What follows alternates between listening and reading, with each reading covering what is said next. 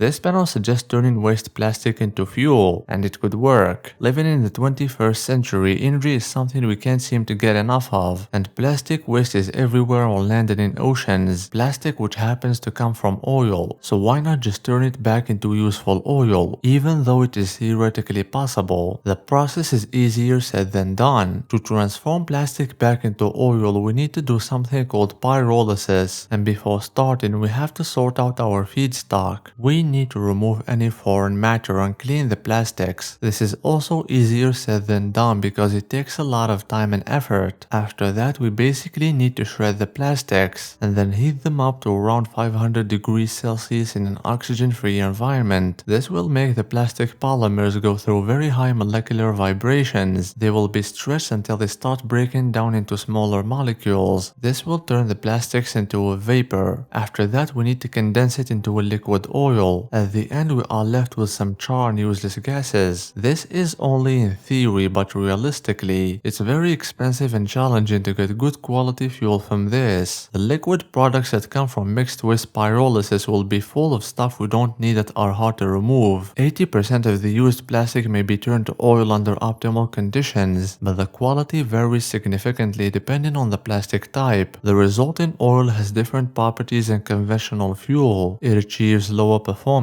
and the heavy hydrocarbons and impurities make it unsuitable for direct use in most vehicle engines without further refining, which also requires energy, effort, and time. Some industrial boilers could work with it, but that creates more systematic problems. Altogether, the drawbacks far outmatch the benefits. Turning plastic into energy is not economically efficient at the moment. It is still cheaper to drill, pump, ship, and refine crude oil than to collect, sort, wash, and pyrolyze plastics. Renewables, for example, are much more efficient. Most oil goes towards powering vehicles, and unfortunately, oil from recycled plastic doesn't work well without extensive upgrading. It lacks the proper hydrocarbon distribution, and often contains contaminants that can damage engines or generators. In some situations, it might be beneficial, but until new methods and tools are developed to improve oil quality and reduce processing costs, turning plastic back into oil isn't the best choice.